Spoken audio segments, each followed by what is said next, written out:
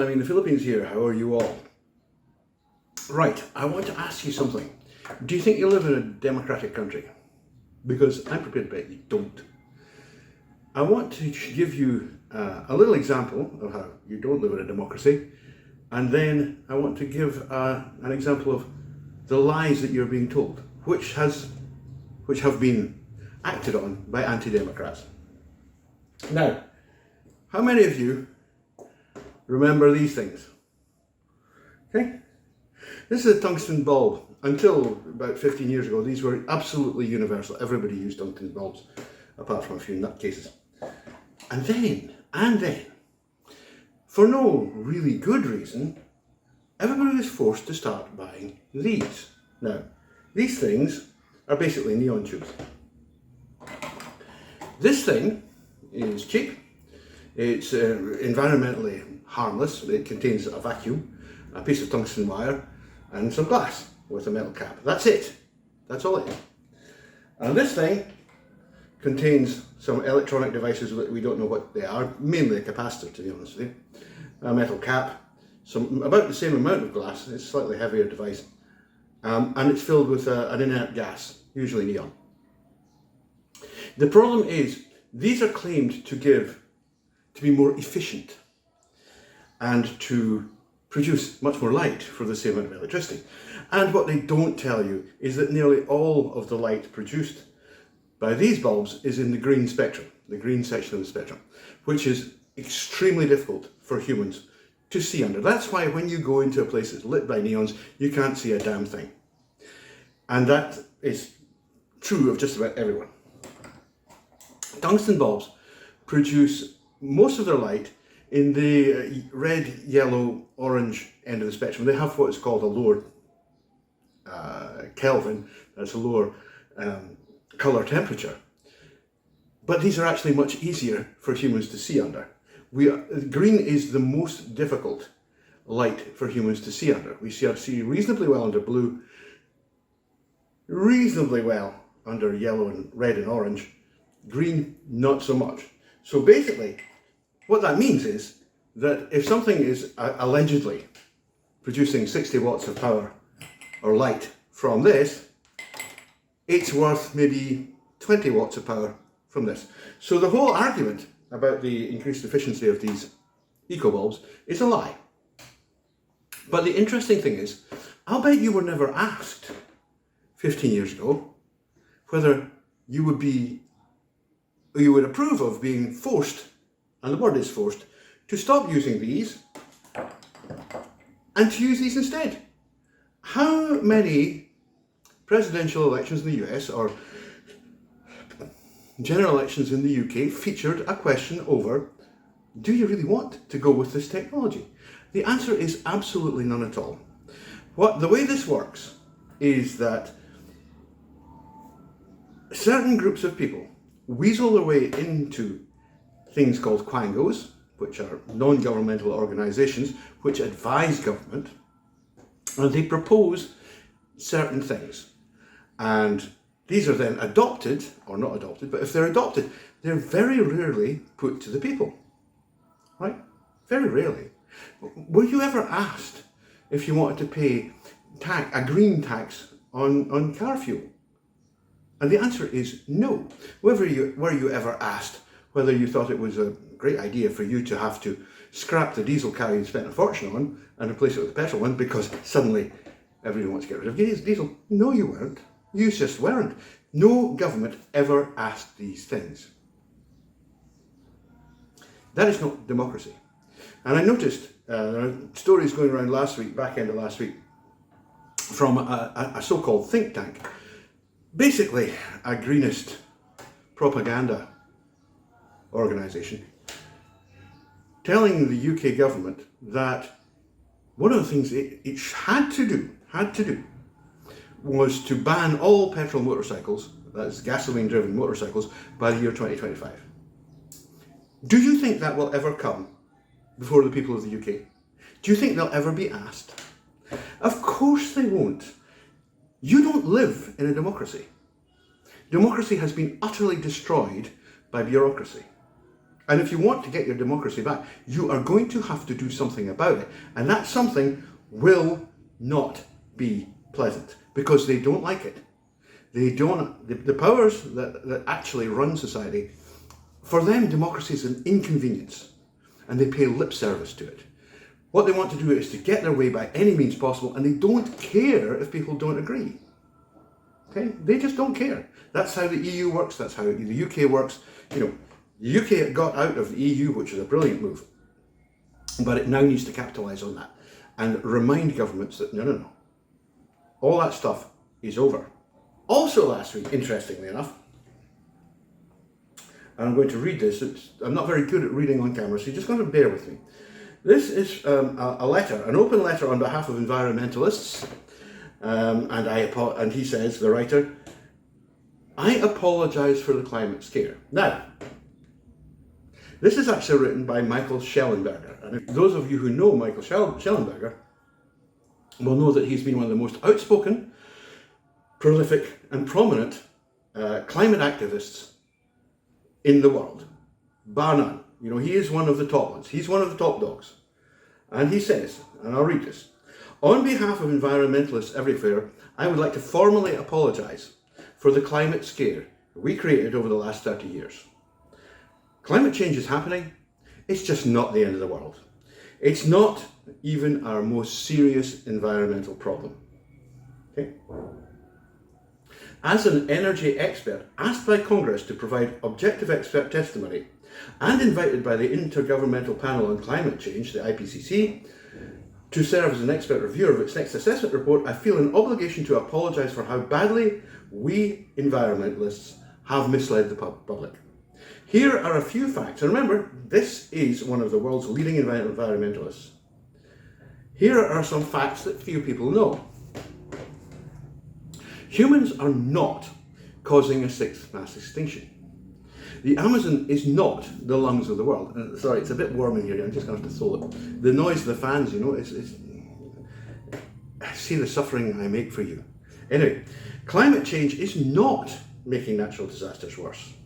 Fires have declined 25% around the world since 2003. The amount of land we use for meat, humankind's biggest use of land, has declined by an area nearly as large as Alaska. The build-up of wood fuel and more houses near forests, not climate change, explain why there are more and more dangerous fires in Australia and California. Carbon emissions have been declining in rich nations for decades.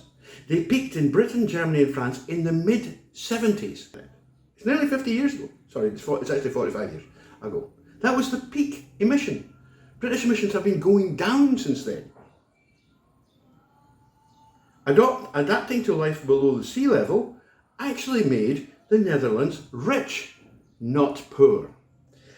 We produce 25% more food than we need, and food surpluses will continue to rise as the world gets hotter. What a surprise! Habitat loss and the direct killing of wild animals are bigger threats to species than climate change. Wood fuel is far worse for people and wildlife than fossil fuels.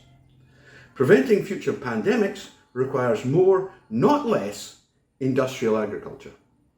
So now you've just seen most of the platform of the greenists, the environmental terrorists, completely destroyed. Everything they're telling you is a lie. And he says, the above facts come from the best available scientific studies, including those conducted by or accepted by the IPCC, the Food and Agricultural Organization of the United Nations, and the International Union for the Conservation of Nature, and other leading scientific bodies. He then goes on to discuss his own credentials as an environmentalist, which basically, they're gold-plated. He said, but three things this year caused him to have to speak out, because as far as he's concerned, what he says is, last year things spiraled out of control. Alexandria Ocasio-Cortez, who's an American US pest, said, the world is going to end in 12 years if we don't address climate change, which is a lie. Britain's most high-profile environmental group claimed climate change kills children, which is a lie. And the world's most influential green journalist, Bill McKibben, called climate change the greatest challenge humans have ever faced, which is a lie, and that it would wipe out civilizations, which is also a lie. Mainstream journalists basically took all this and spun it. They said the Amazon was the lungs of the world, which it's not. The sea is, by the way. If you want to know where all of your cycling of CO2 into oxygen comes from, it's in the oceans. Now, Schellenberger has now written a book, and this is part of his campaign to publicise it. You do have to be a little bit careful when dealing with an author who's publicising a book, but the fact is, what he's claiming is true, it's correct. And so some of the things that he advises and highlights from the book, the name of which I will give you later. Factories and modern farming are the keys to human liberation and environmental progress. The most important thing for saving the environment is producing more food, particularly meat, on less land. The most important thing for reducing air pollution and carbon emissions is moving from wood to coal, to petroleum, to natural gas, and ultimately to uranium. Yes, folks, all these years where we've been saying fission fuel is actually the answer, fission nuclear reactors are what we need, turns out to be true. What about that? 100% renewables would require increasing the land used for energy from today's 0.5% to 50%. So there will be nowhere for us to live, never mind all the trees. We should want cities, farms and power plants to have higher, not lower, power densities. Vegetarianism reduces one's emissions by less than 4%. Yeah, except the noise emissions. Greenpeace did not save the whales. The fact that we switched from whale oil to petroleum and palm oil did. And you know, we switched to petroleum many years, many decades ago. Whale oil was used for lighting homes in oil lamps. We haven't done that since the 19th century. Free-range beef would require 20 times more land and produce some 300% more emissions. Are you still with me here? Greenpeace dogmatism worsened forest fragmentation of the Amazon. And again, I've been saying for a very long time that Greenpeace is a thoroughly nasty piece of work, which is totally based in Marxist doctrine and its attempt to destroy modern civilization. And finally, he says, the colonialist approach to guerrilla conservation in the Congo produced a backlash that may have resulted in the killing of 250 elephants. Nice one. Well done. So why were we all so misled? The simple fact is that those organisations which promote green activism and greenism generally are taking money to do it. Environmental groups have accepted hundreds of millions of dollars from fossil fuel interests. Groups motivated by anti-humanist beliefs forced the World Bank to stop trying to end poverty and instead make poverty sustainable. That means you get to suffer longer. Depression and hostility to modern civilization are behind much of the alarmism.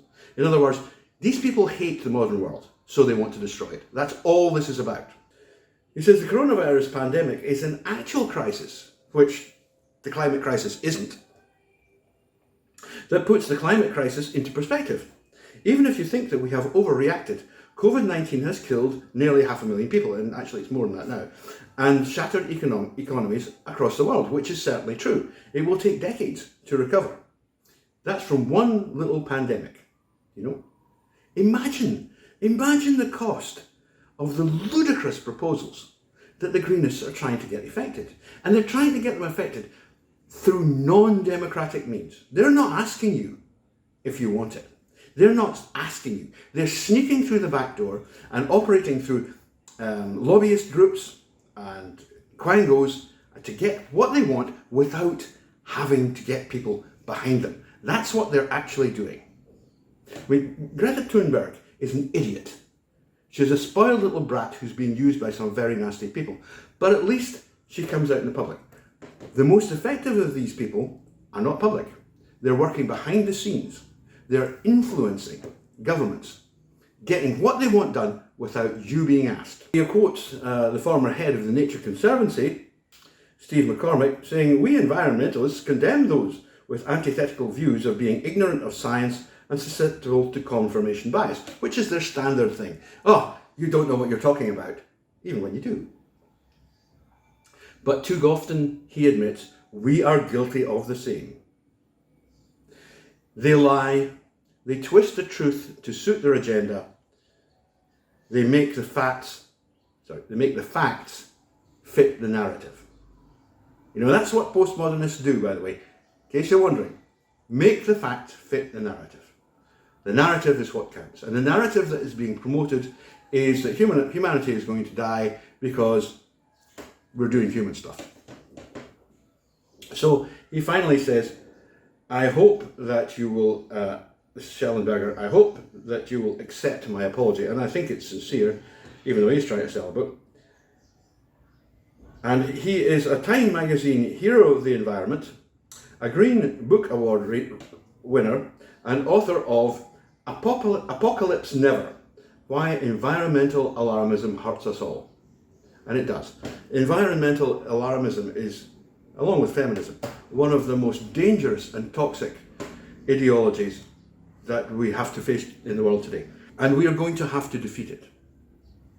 If we want clean power, the solution has been available for 60 years. It's been available for 60 years. Nuclear power, nuclear fission, nuclear reactors. But the left did not want that, because they conflated in their tiny little, barely functioning minds the idea of nuclear power, which is a sustainable, clean resource, with nuclear weapons. And yes, while it is true that the product of nuclear power stations can be used to make weapons, that's not their primary purpose. France, for example, most of its electrical energy is produced using nuclear power, fission power.